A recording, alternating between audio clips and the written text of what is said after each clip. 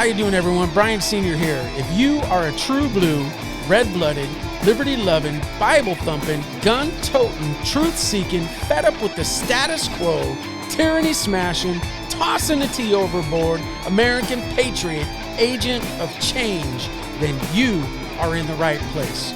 We're going to put our heads together. We're going to do what Americans do best. We're going to solve problems. We're going to educate one another. We're going to encourage and lift one another up as we lift up our families, our friends, our neighbors, and our country. The American dream lives here. How you guys doing? It's been a little while since I've done a podcast. It's been 2 weeks at least.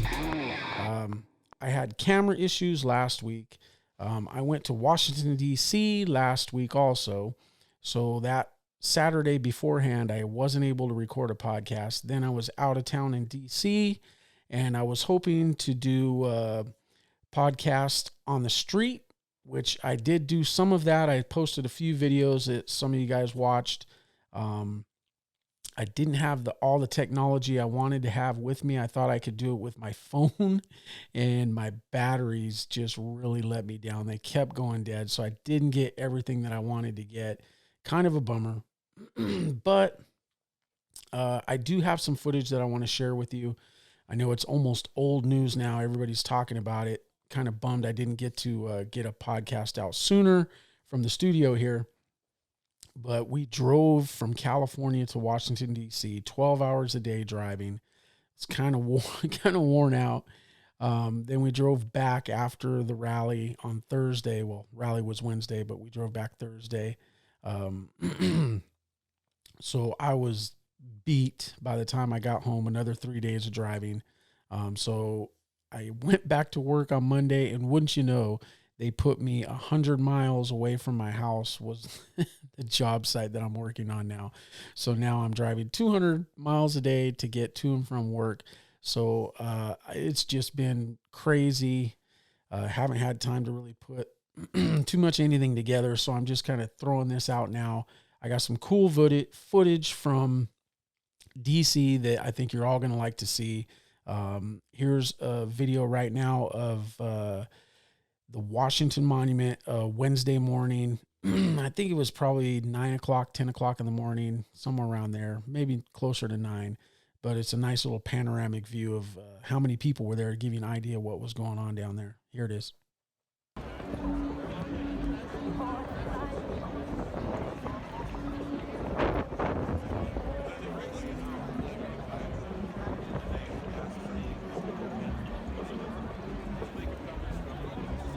So obviously there were a ton of people there. I would guess over 100,000. Some people were saying 500,000. I don't know.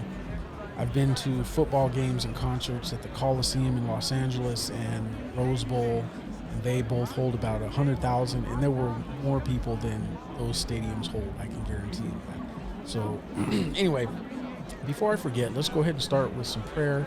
I always want to do some prayer. I want God to be a part of this. I want God to be a part of what we're doing in our communities and our country. So here we go.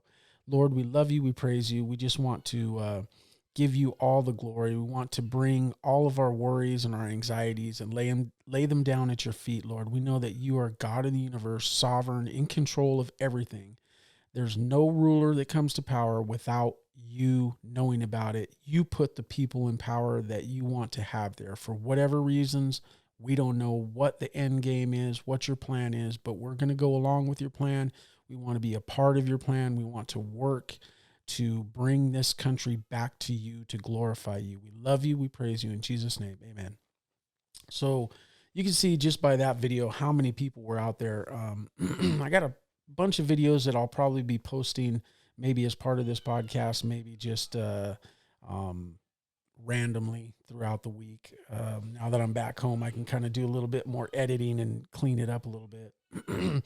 So the first thing I want to tackle is this misinformation, this disinformation, these outright lies that the media are telling about this Wednesday event. Okay, so I realized that the Capitol was breached. That's not a good idea. I don't care who you are, unless you're literally planning on taking over the government, which is the actual definition of an insurrection. That's what that is. That's not what happened. People got excited.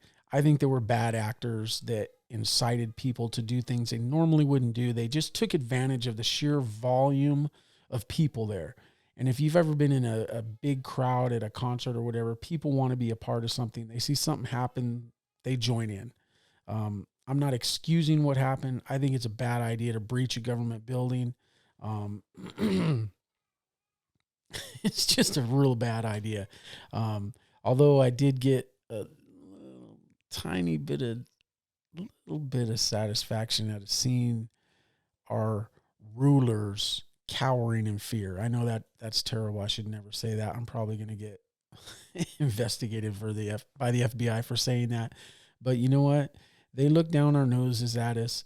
They treat us like we're just unwashed masses, unimportant peons, and we are a force to be reckoned with.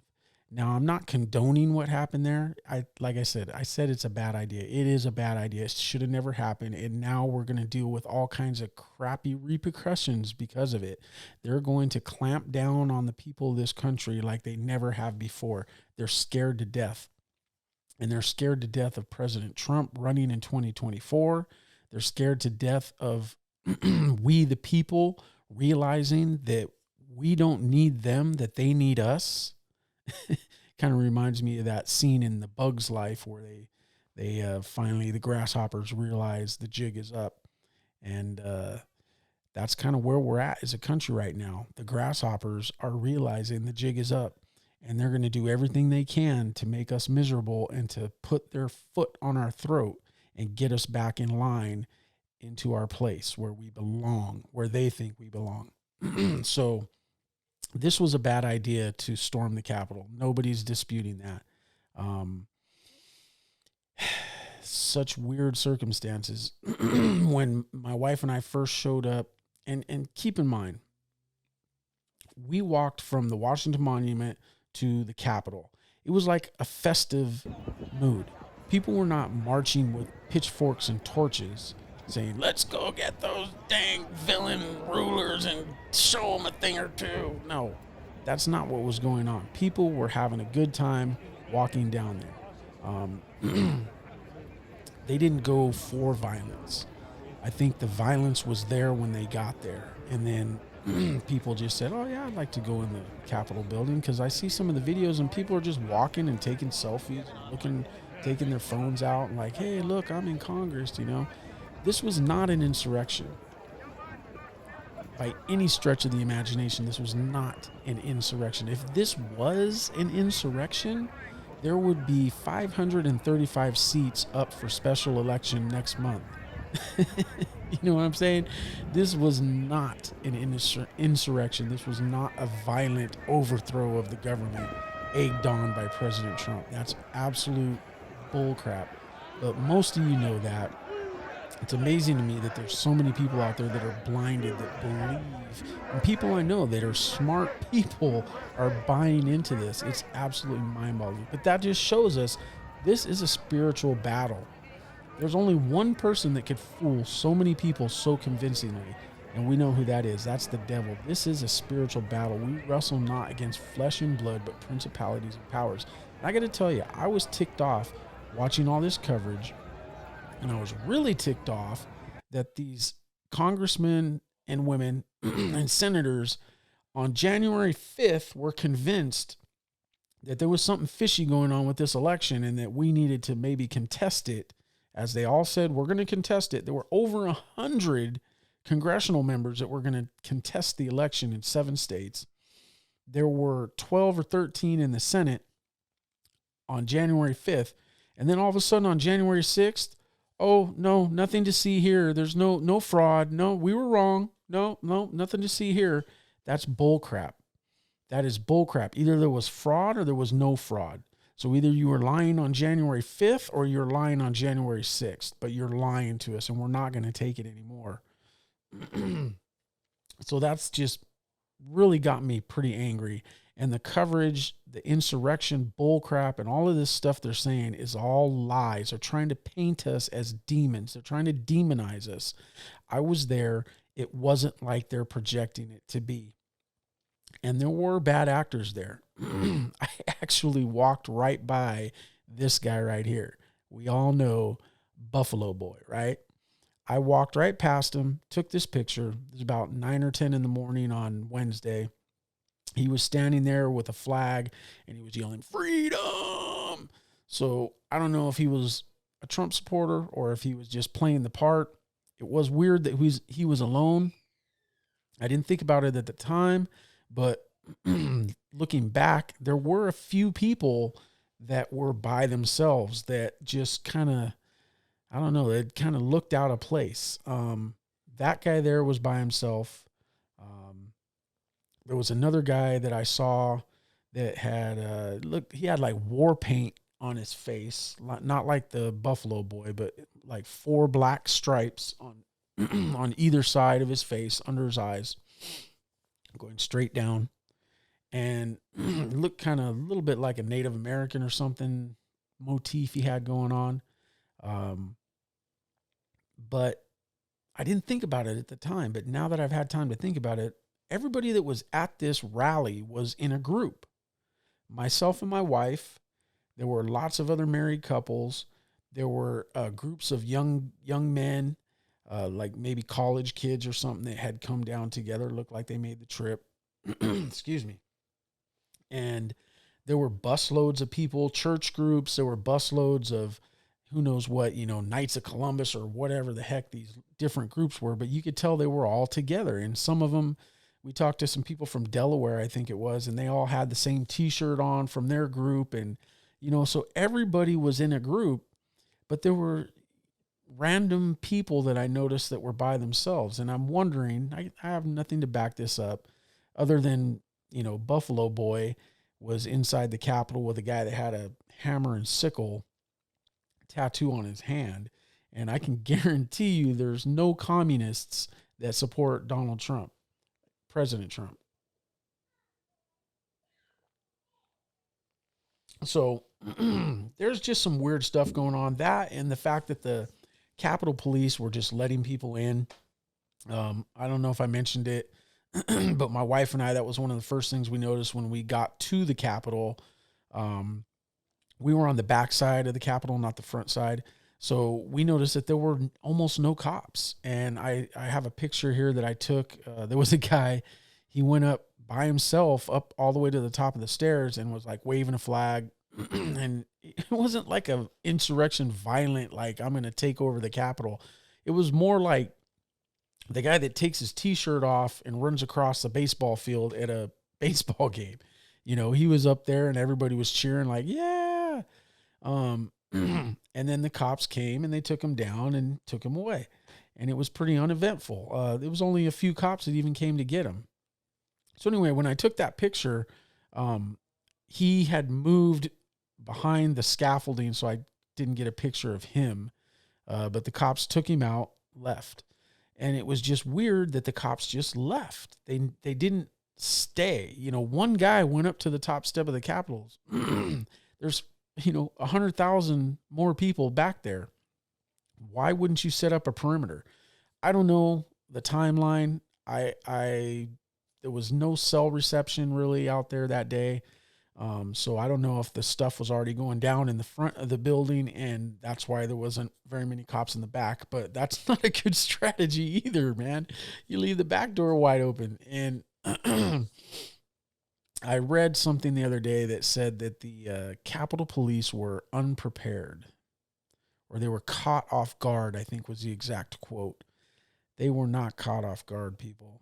This is Washington, D.C. There's thousands of Secret Service. There's thousands of I don't know how many Capitol Police there are, but throughout Washington, D.C., there's the Capitol Police, there's the Metro Police, there's the Secret Service, there's all kinds of agencies, FBI, probably CIA. I mean, everything is right there. This is the most secure city on planet Earth. There's no way that they can tell me that they were not expecting something. That's impossible. utterly impossible. I don't know what's going on. I hate to start talking about conspiracy theories, but I know there were not enough police there. And I've heard reports that they sent people home. I've heard reports that they diddled around and didn't bring the National Guard in right away. And I think, I don't know. I don't know what to think. Who knows? Maybe they were looking for an excuse not to challenge. Maybe they were looking for an excuse to throw down their totalitarian edicts that are coming, and they will be coming. They are deathly afraid, number one, of Donald Trump running again, and number two, of me and you and all of the patriots here. Now, I think they know that that was not an insurrection. They're just trying to gaslight us with that one. But they also know that they moved the goalposts for the election and still got beat. So they had to kick in the super cheat overdrive mechanism to super cheat overdrive, and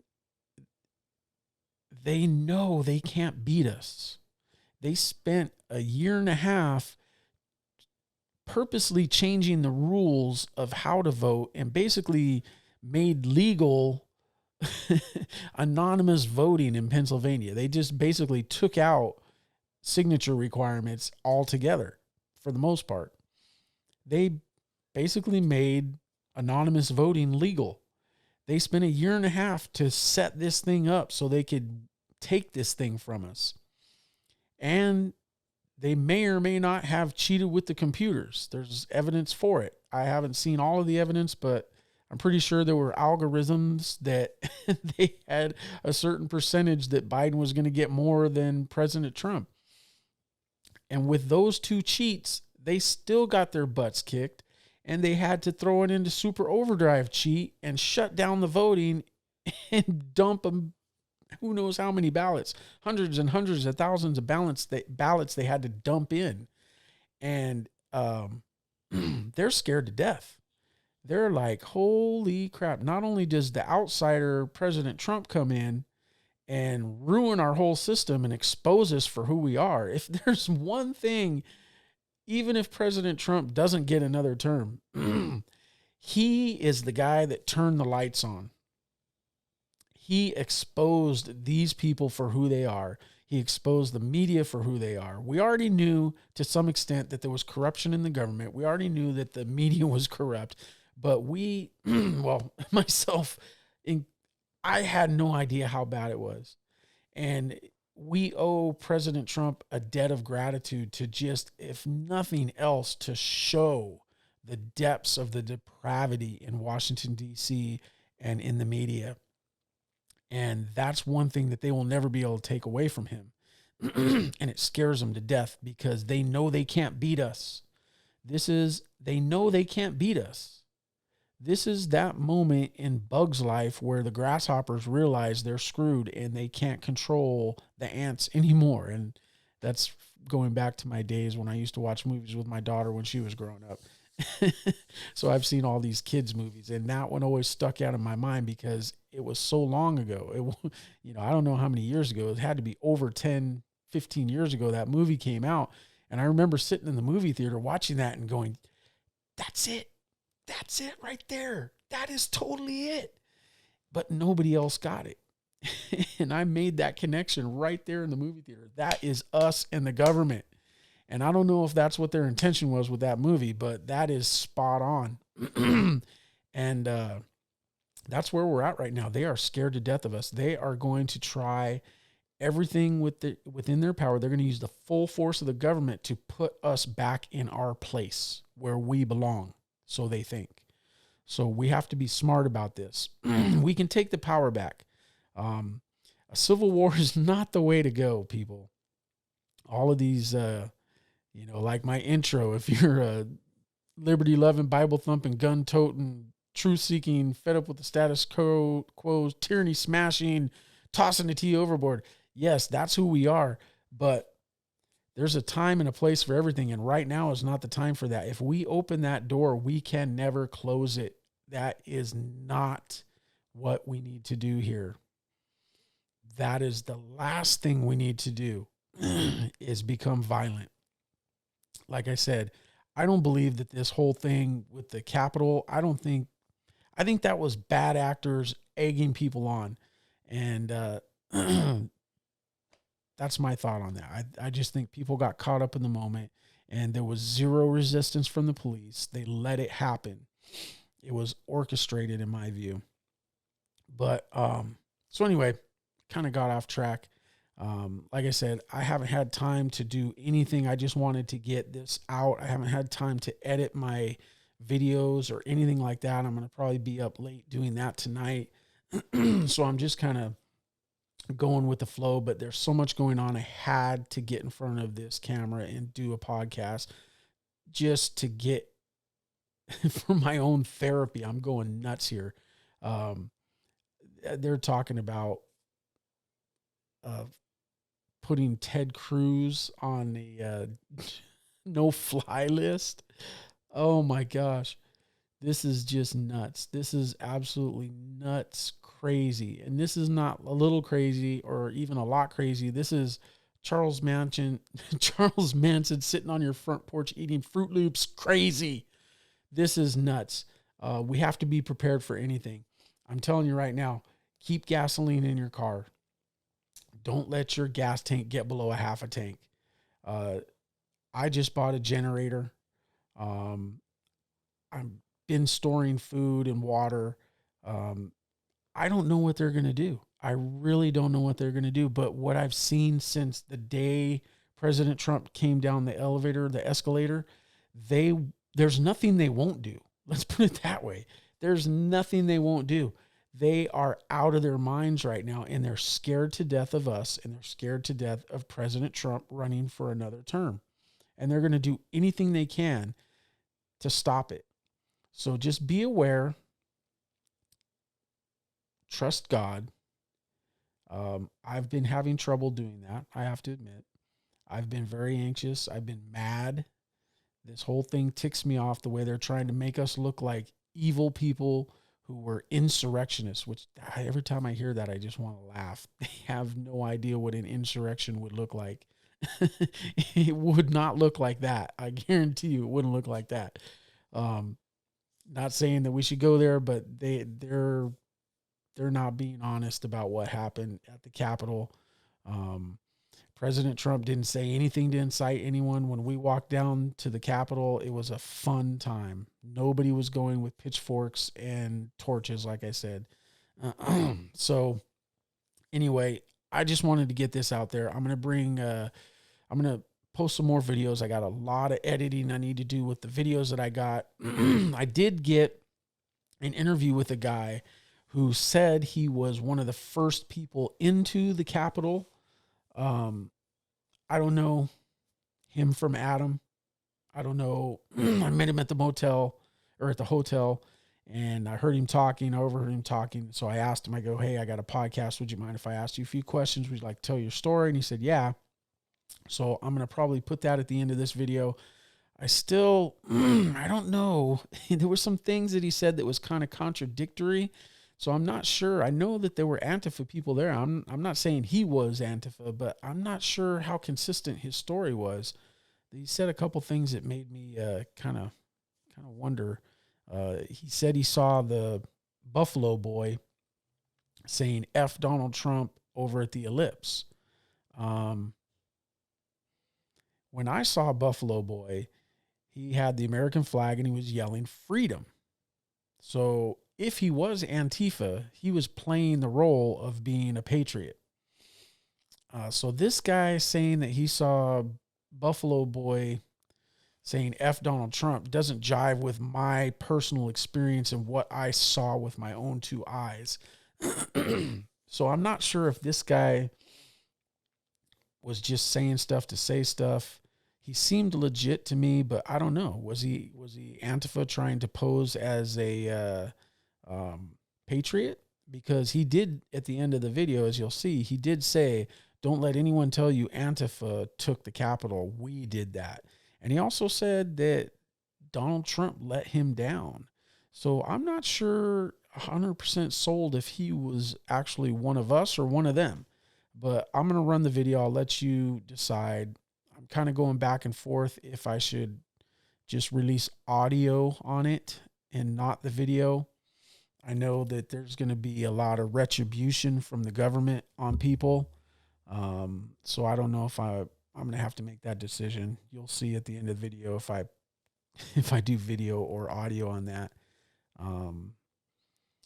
But I just don't know how to take that guy. But there was a lot of stuff going on, and generally speaking, there was zero violence up until the Capitol incident. There was zero violence. We were there from Tuesday through Thursday. There was zero violence. I think there was one episode where some people went over to Lafayette Square where the Marxists hang out, and the police had to save the Marxists and pepper spray some of the patriots, which again, that's a bad idea, people. Don't go out looking for trouble.